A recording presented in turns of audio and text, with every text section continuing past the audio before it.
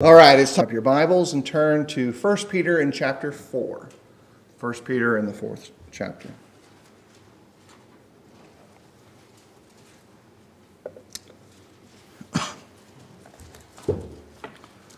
Before we begin with our scripture reading and our commentary and conversation about the scriptures, let's bow together in prayer.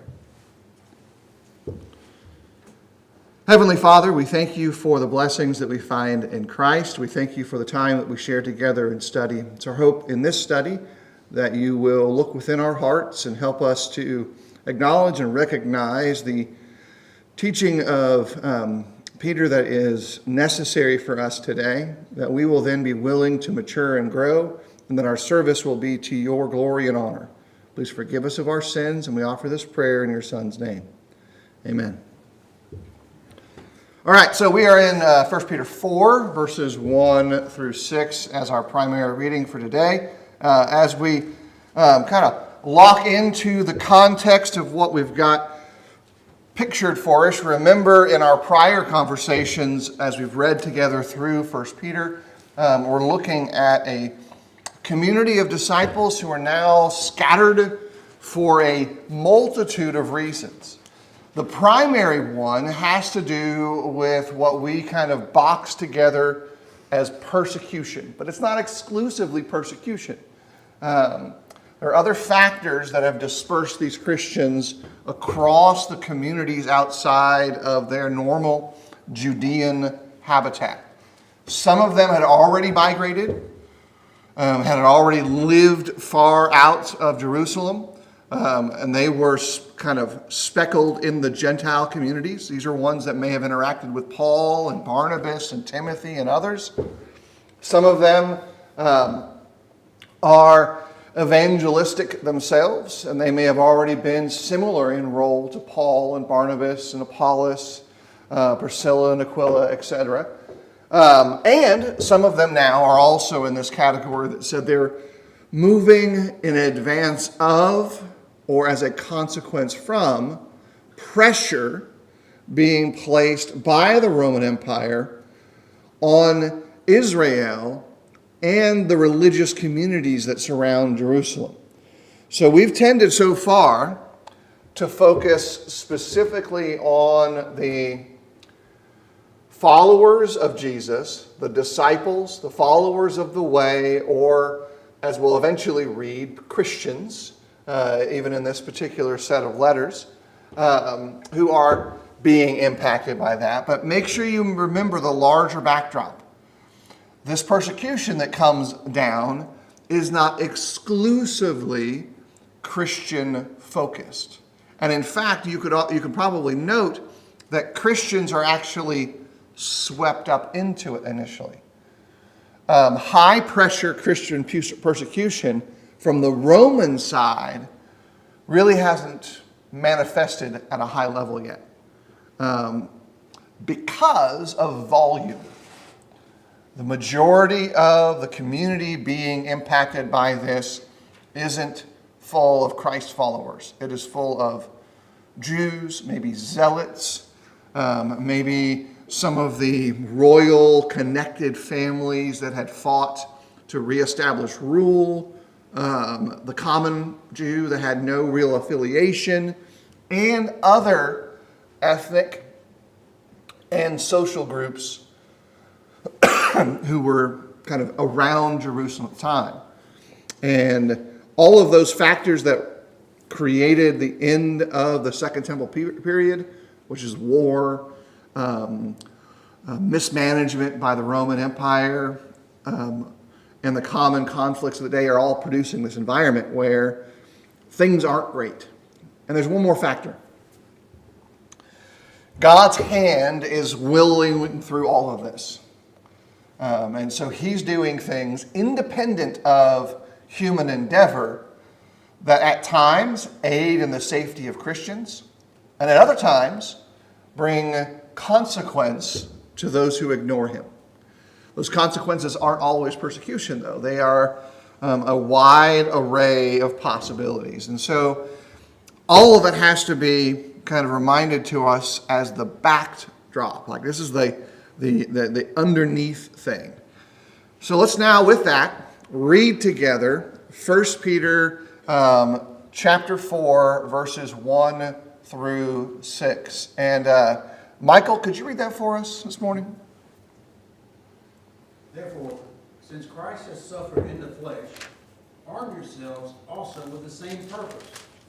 Because he who has suffered in the flesh has ceased from sin, so as to live the rest of your time in the flesh, no longer for the lust of men, but for the will of God. For the time already past is sufficient for you to have carried out the desires of the Gentiles, having pursued a course of sensuality, lust, drunkenness, carousing, drinking parties, and abominable idolatries. In all this, they are surprised that you do not run with them into the same excess of dissipation, and they malign you. But they will give account to him who is ready to judge the living and the dead. For the gospel has for this purpose been preached even unto those who are dead, that though they are judged in the flesh of men, that they may live in the spirit to the will of God. There's a lot that transpires or takes place in those 6 verses. Like there's some content that is familiar to us because we use it to moralize, talk about individual morality and ethics. There's part of it that has to do with some themes that we'll develop in our Wednesday night classes with the worldview that we share as a Christian and how the Christian deals with human suffering, personal suffering. We'll talk about a little bit of that today too. And there's also some transition type information because Peter had been discussing our election. He had been discussing the community of disciples. But now he has shifted to an individual perspective, to a one human view to a degree, and talking about how one human interacts with all of these issues and all of these matters. And within it, we have, again, a couple of key principles that are more familiar and more comfortable to us. But perhaps in that reading, we're going to say, hey, I really haven't combined those two things together or attached them in a way that helps me understand myself or others. And maybe we can do some of that today. So, 3 big ideas we'll pay attention for in this. Big idea number 1 is a reminder that the choice and when we choose to follow Christ, particularly obediently, that means suffering becomes part of our journey. Like it's just, that is part of it. And suffering, we tend to think of wholly in the American context, 21st century, as negative. Suffering is always bad. Biblically and first century and Old Testament, suffering is not always bad. But we tend to feel like it is, emotionally particularly. Because there's a contrast that's there. In this case, suffering individually is in contrast to living just for yourself. Living for me or suffering in obedience to God as we serve another. Is kind of the conflict there. Secondly, this is a reminder in the stratosphere of the divine and where the judgment seat is being occupied. Until John 1, the general perspective of judgment was broadly God and specifically the Father. But with the arrival of the Christ, the Word, the idea, the Logos made manifest, broadly God, the Father is still the judge, but his words, Christ's words, rise to the standard. And Jesus now plays a part in that judgment. And that's a big deal. It's a big shift right there. Thirdly, the gospel then is identified in context as a source of life And so these are all things that I think to varying degrees we should be cognitive and aware of as we kind of go through it. All right, so with that, let's begin to break it down a little bit in its structure as to what's kind of going on, to think through these things, and to kind of get a sense of this. So starting in our first block of the text, particularly right now, we're going to pay attention to verses 1 and 2. What do you take away or consider from this concept of Christ suffering in the flesh? We are then to arm ourselves. And I think we have to arm ourselves with is an attitude. What do you understand as the practical role of the concept of Christ's suffering kind of impacting us? Michael?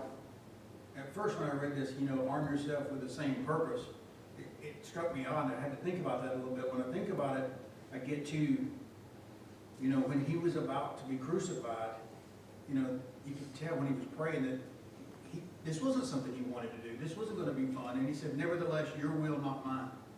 And that's where I got to get. That's the purpose I got to get to. If I know something's going to cause me harm and it serves the Lord, that's what I've got to do. Yeah, and I'll add this second part of it. Having that attitude, how does that impact the challenges you face in life? And Michael already kind of partially answered it for us a little bit. But practically speaking, because remember, we think suffering is bad. Culturally, especially 21st century American, suffering, not a good thing. But are there ways in which suffering actually is beneficial? Never feels that way.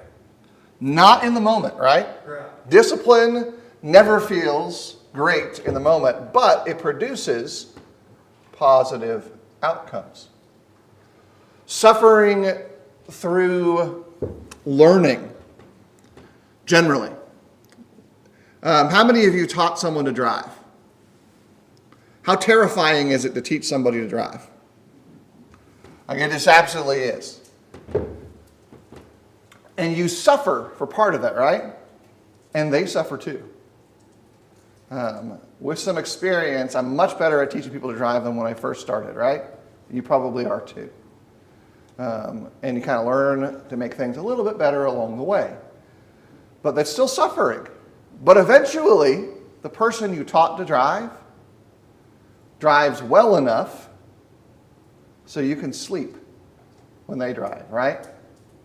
Depending on how good you did your job. Most of the time. Most of the time, right? But there is a benefit to the suffering. Even if it's not when you're in the car with them and they just go to the store safely and return and get something that you don't have to go get. There's some little benefits there. Even more so. This is actually what takes place all the time in shared workspaces. When the new person comes in to do a job, they're not as good as they will eventually be. And you know that you can do that job faster if you just do it. But I'm really lowering the bar here to get us to this point.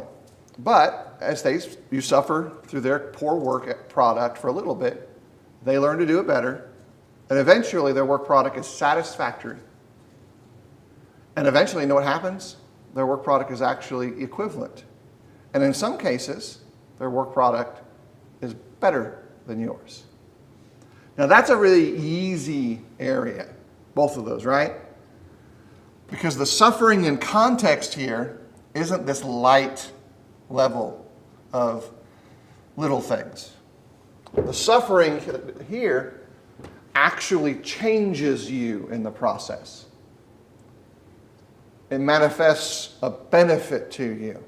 How many of you have had to do physical therapy post-surgery? Is that pleasant? It was actually the opposite. And if you don't do it, you end up with a restricted amount of movement. Like your joints can't function properly, the things don't work just right, and you end up not 100%. But if you follow the instructions in post-surgical therapy, they tell you you could even get back to where you were, better than where you were when you came in, Your range of motion might even improve if you do the work. Okay, now we're getting a little closer. But that suffering will change the inside of you, in this case either physiologically or metabolically. One more now, character change. You ever seen someone's life totally change them because of what happens around them? I'll speak openly in this regard. The loss of my mother made me much more aware of my own sorrow. Went from literally crying in the culturally appropriate male times. When the dog dies, you can cry, but no other times. Because dudes don't cry. We're tough. To, this seems like an inappropriate time to cry. Everything's fine. Let's cry. Because it's okay. You can weep about things that hurt, and it's okay. That's part of how God made us. Letting our emotions have their place is perfectly fine. That changed me. My father was in much the same way. As we cared for my mom through her early diagnosis with dementia as a result of early onset Alzheimer's, he got more and more compassionate. Unfortunately, it didn't stick. Because after my mom passed, his compassion ran out. And he shifted back to being focused on himself. That's what we're seeing here in context, is that suffering that produces its desired result actually changes how we are and what we see the world like. And our focus should naturally shift to more than me, because that's kind of the context here, and more the satisfaction of my immediate desires. Because that's actually the picture of Christ. Christ is presented to us as an obedient sacrifice who set aside his individual desires, whatever they were, and they're not all actually all spelled out for us, and followed after God's request, God's expectation. And so he endured the cross. And that cross becomes a metaphor or emblematic of our own choices. In context, then, that picture of time passed in the flesh flips from Christ to us. And this is where we tend to kind of shift this passage into not so much a proof text, but a data bank of these are things that God doesn't want us to do in verses 3 and 4. Verses 3 and 4 read again as follows with these clauses, and I'm just kind of skipping into this. Living in sensuality, passions, drunkenness, orgies, drinking parties, and lawless idolatry. How many of us have used that passage as an admonition or a reminder to Christians who are developing their worldview or their faith and saying, in essence, don't do this, and used it that way? I do that. There's nothing wrong with that, right? Well, let's pay attention to it in context. Is that explicitly or intentionally what Peter seems to be doing? Is he just telling them, don't do these things? Or is he telling them something else? Bobby? I've told people that I've studied with and they obey the gospel. The wrong thing that you've done, just let that be enough. Don't keep doing it. Let that be enough. You've already pursued all of that. Les? Here he's talking about when you talk to people about this and then you don't join them in doing these things, then they see a difference in you. Right, and I don't know about you, but especially in the middle part of the development of my faith, when a lot of my friends from work, friends from school were going to go out and do some of these things, and I'd be like, no. They were like, what's up with that? Everybody else is going, we're all going to the bar, we're all going out to this restaurant, we're all going to this club. You used to come with us. Why aren't you now? And let's add one more component to this. the world we live in is much like the world of every generation in that instant satisfaction of me has always been the counterpoint to God-focused service. Satisfying my immediate desires, whatever they are, like gratifying a lust, gratifying a want. It's not a 21st century problem. It's a post-garden problem. And the more we kind of acknowledge that, then we realize, well, I'm not alone. But also, I think I've got a better handle on what I'm struggling against. And maybe part of it, what my struggle is still just me.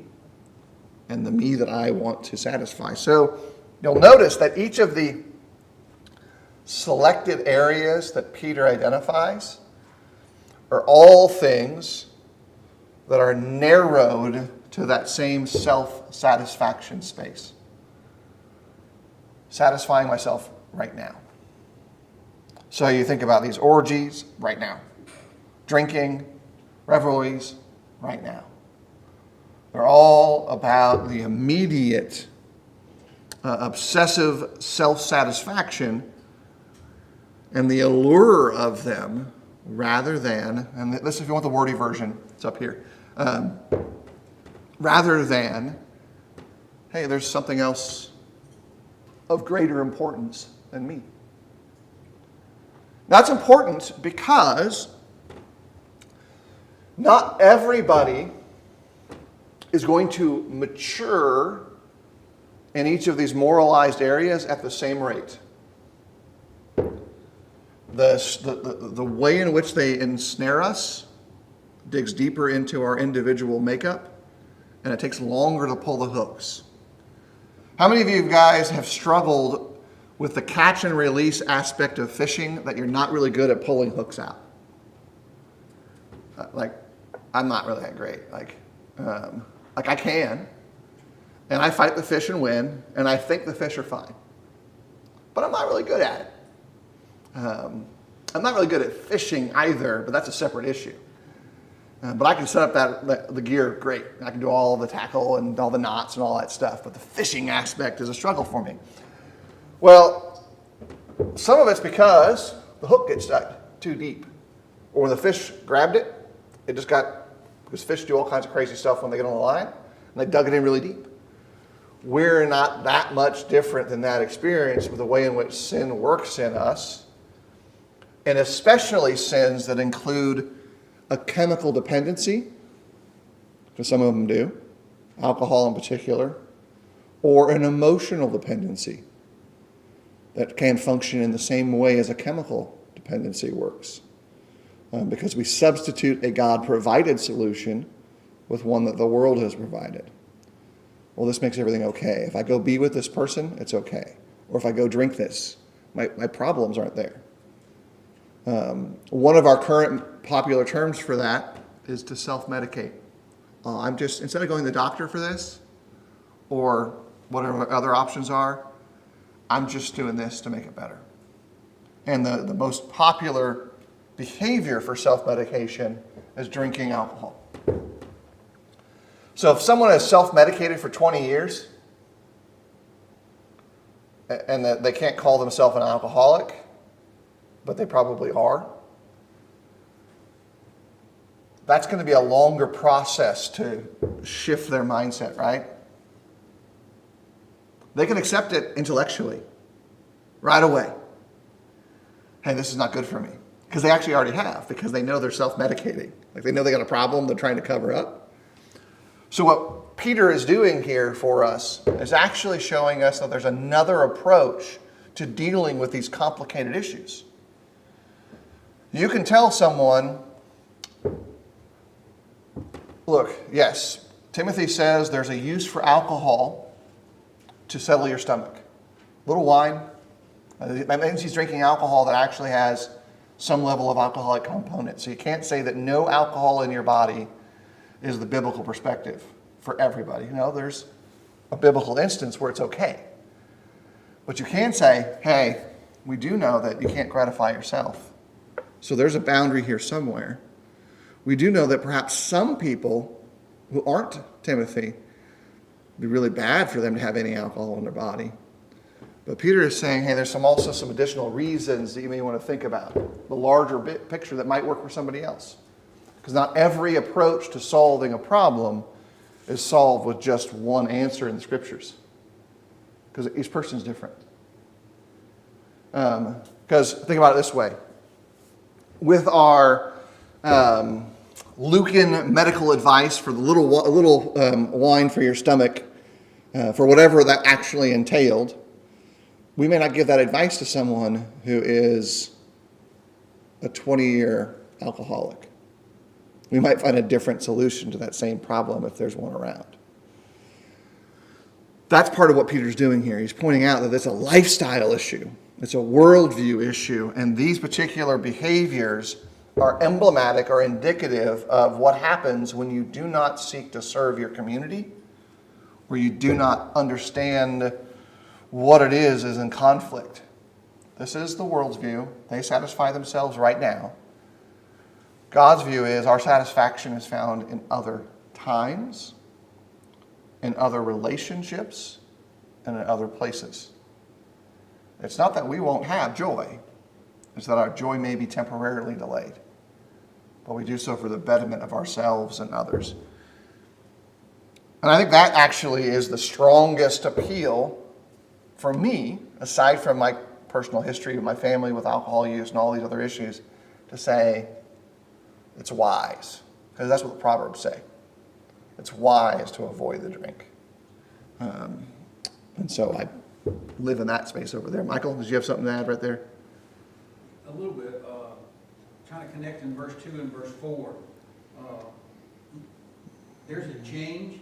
In 2 it says, so as to live the rest of the time. So like Bobby mentioned earlier, forget what happened before. But the rest of the time, this is, you got to change. And it jumps down to verse 4. I jump down to verse 4. And it says, in all this, they are surprised that you do not run with them. So the rest of my time, people need to look at me and go, wow, he changed. Look, he's not going to these crazy parties. It's okay that they saw me do that in the past. It's more important they see me not do those things in the future. And it just seems like if people look at me and they're not surprised at my behavior, maybe I ain't changed enough. Yeah. That leads to this connected question. This is the fancy worded version that I typed up, sitting by myself at the desk. But this is how it actually functions.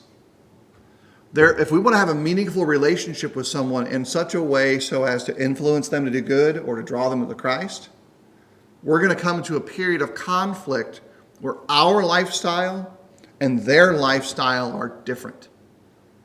And that's going to create tension. It pulls on you.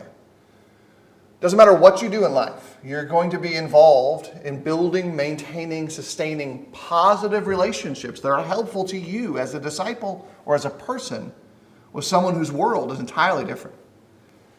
And that tension is important to understand because it can either pull us in the wrong direction or become the anchor to keep us on the rock, but also when that person needs us, have someone strong enough to hold on to.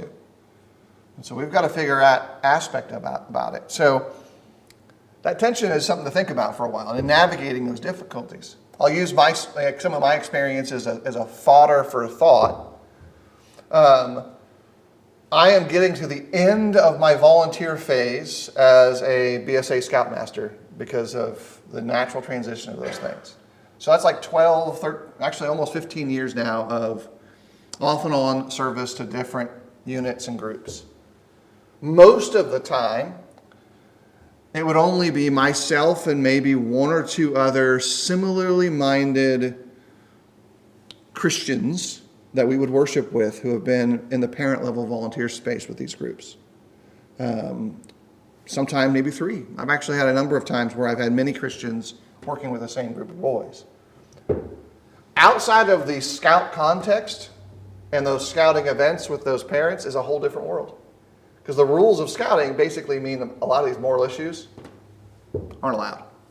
There's no smoking, there's no drinking, there's no cussing. It's all strict rules. And we follow them, and they follow them, especially when the boys are around. But when you go to plan and there's no boys there, their behavior changes. And so you got to figure out, wait a minute, this guy's a positive part of my life and my kid's life. What do I do with this?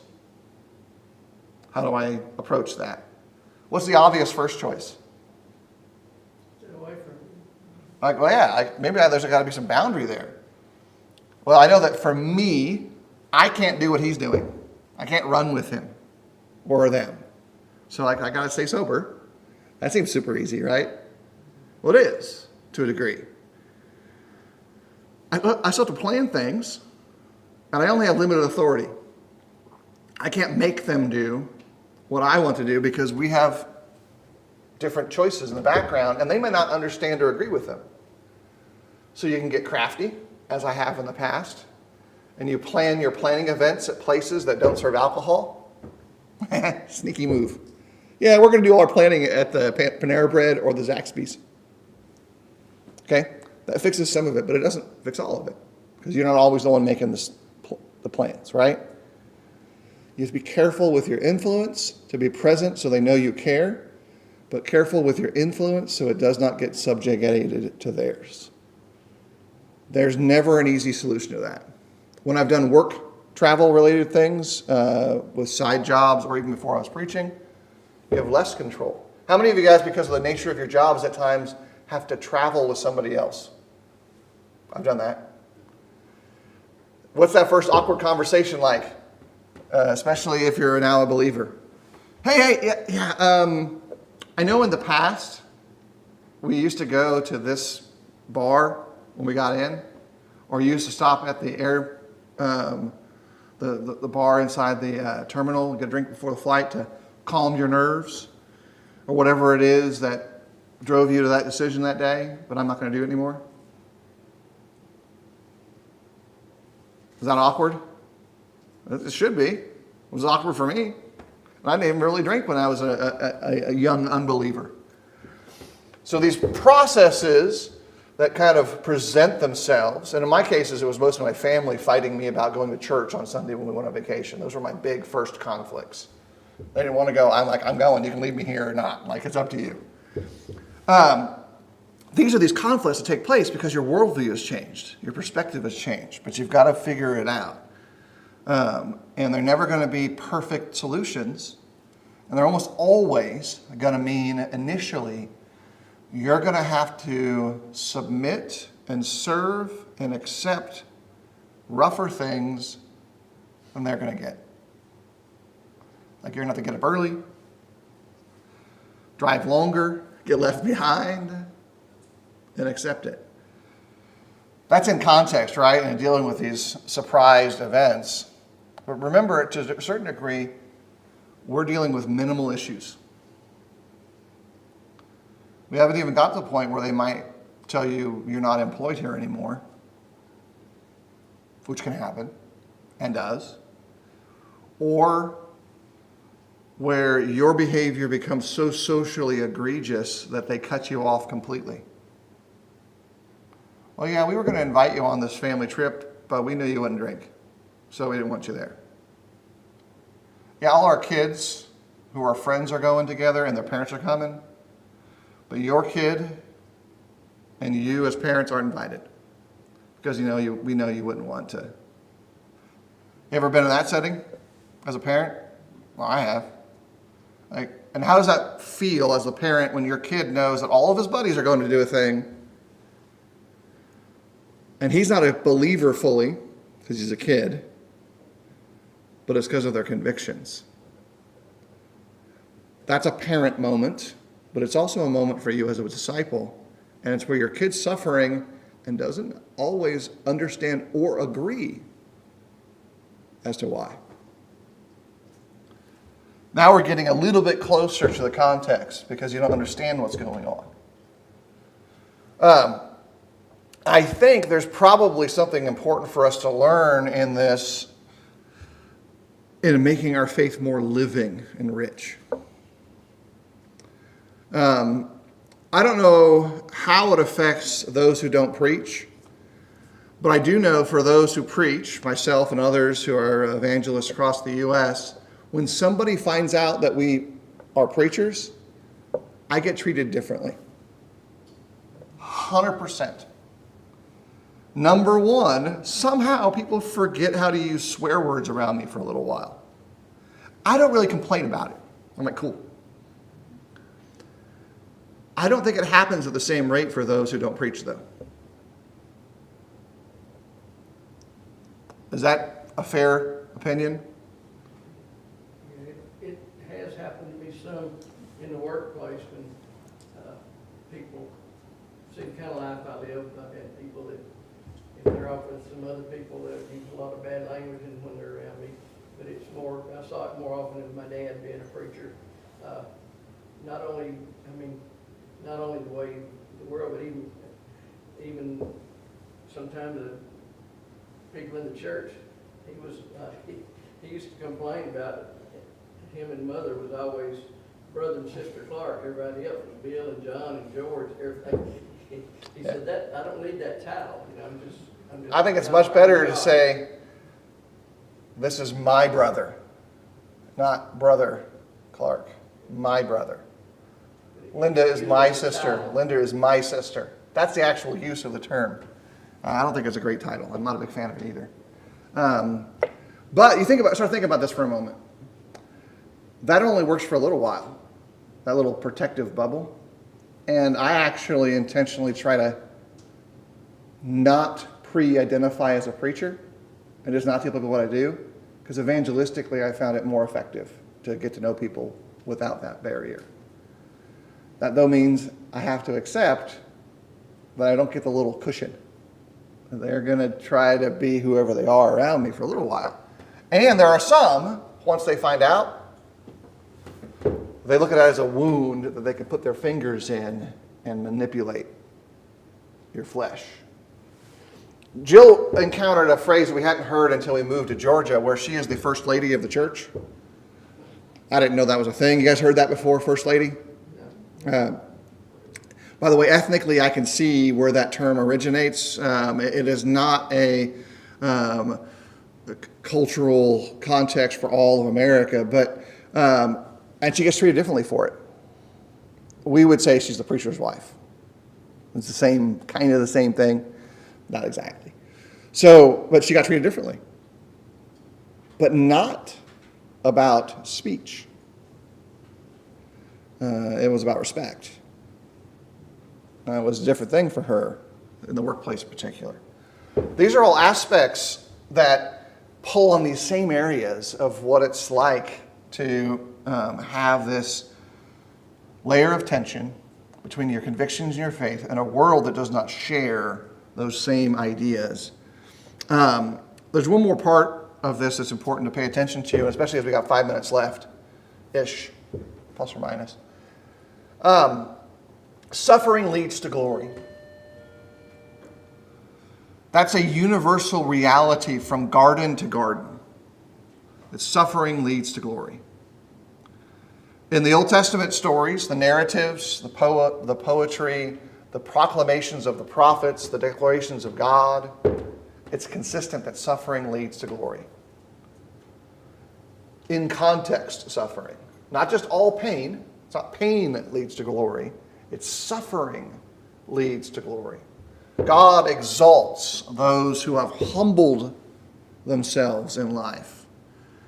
And the key component I think that ties it together for me is an acknowledgement that the kind of pain that is in the box of suffering that leads to glory is the one that you accept as coming from God.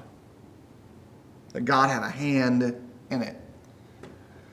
That then makes it difficult because we struggle to have a picture of God that includes that kind of pressure. The hand of God is presented to us as protective in this regard. That to be safely in the hand of God means He's got me taken care of, right? But how powerful is that hand? Yeah. And if I start making this into a little squeezy, like, imagine yourself really tiny and inside this grip. And as God's hand gets a little tighter and tighter to protect you from the outside, because the outside might get through the fingers, this illustration kind of takes in the reality of that God's protective hand at times brings a lot of pressure on us. And I don't know about you, but the more constricted I get, I tend to fight back harder and harder. I don't give in. I actually just start putting up a fight until I can't anymore. Perspective of God's people needs to shift to submission to his plan sooner. That changes the outcome of a suffering that leads to sorrow, or a suffering that leads to glory. And I think this really actually connects well with the broader themes of being a Christian. That means at times we suffer with someone.